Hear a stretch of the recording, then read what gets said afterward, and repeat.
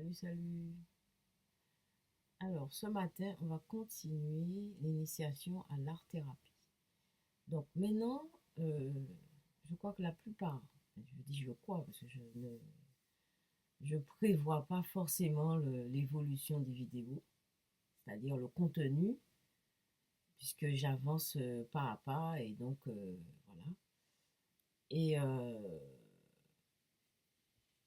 donc, en fait, pour l'instant, on est dans l'initiation à l'art-thérapie. Et c'est une méthode qui simple, c'est une méthode simple et en fait qui se retrouve très puissante sans se rendre compte. C'est une méthode qui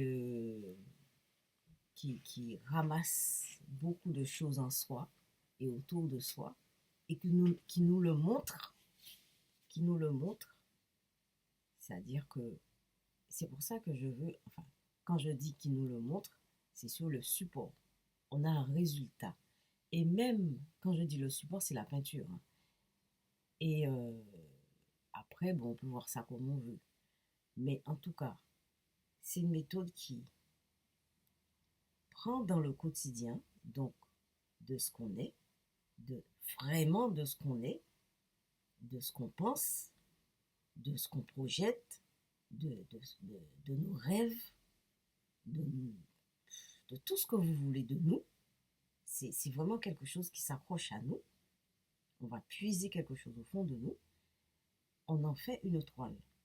À partir de ça, on laisse la toile en apparence. Vous voyez la toile qui est au fond dans mon dos là.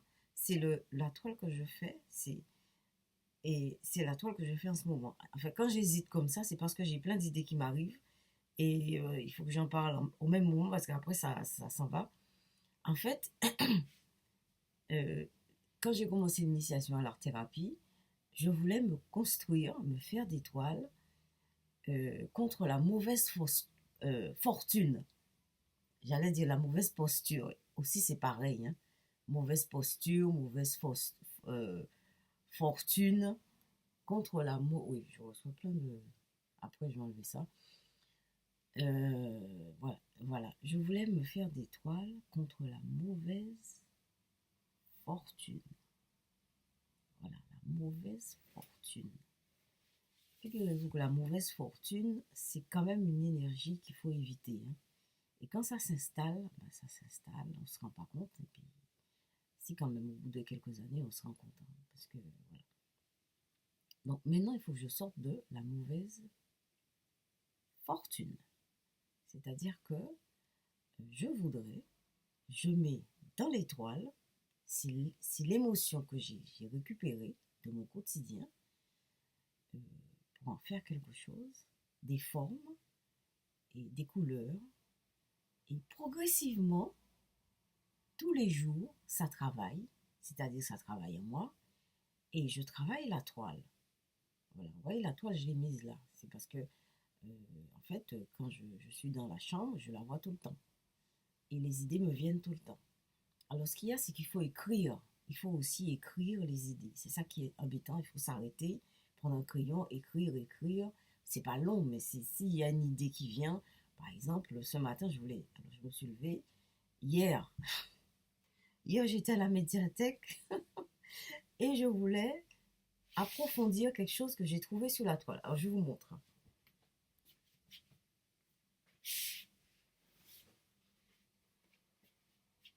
Alors, voilà la toile. Voilà la toile. Donc, vous voyez ici, il y a des pattes de chevaux. Donc, vous voyez, au départ, je vous ai parlé, j'ai commencé avec les pattes d'éléphant, tout en bas. Là. Tout en bas, c'est les pattes d'éléphant. Après, j'ai mis des pattes de chevaux en rapport avec le tarot. Vous voyez? Donc, il y a plusieurs. J'en ai fait une là, j'en ai fait une ici, après, ici, il y a une patte ici, il y a une patte ici.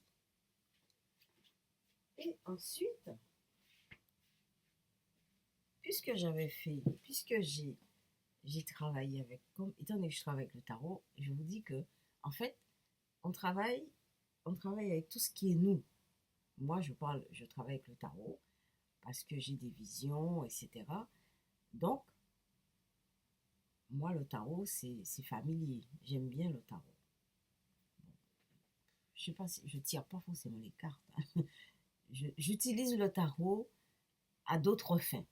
C'est vraiment et il m'inspire, hein. Alors je vais vous expliquer encore. Donc hier j'étais à la médiathèque, j'ai pris des cartes dans le tarot. Alors je vais aller prendre les cartes.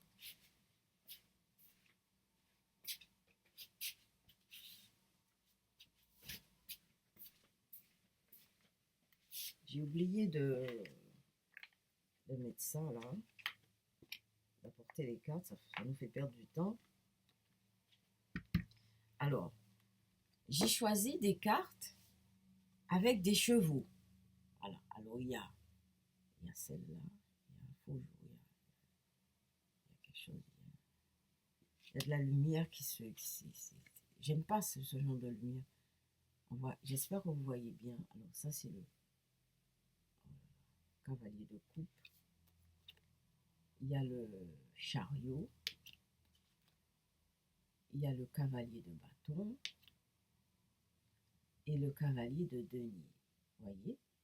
Et en fait, j'ai cherché après la signification de ces cartes. Et figurez-vous que toutes ces cartes sont positives. Surtout au niveau professionnel.